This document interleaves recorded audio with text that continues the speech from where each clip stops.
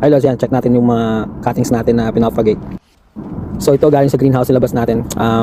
Naka-incubate sila for a week inside the greenhouse. So yun, bubuksan na natin sila para magkaroon ng fresh air kasi babalik sa greenhouse. So yan yung mga last batch na hinoki at saka Leylandi at saka yung Rocky Mountain Juniper. So yan yung nasikaso natin i-propagate. At yung nandun sa box is yung mga shore pine. Yeah, so yun. At yung mga unang yew na na-propagate natin. So may progress yung nasa loob ng garden greenhouse na mga pinapagate natin na yew at juniper. Yun, so check natin yung mga nasa greenhouse compared doon sa mga nasa labas na nasa box dito sa my carport.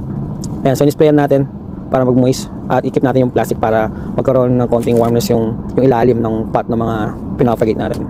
So yan, thanks for watching.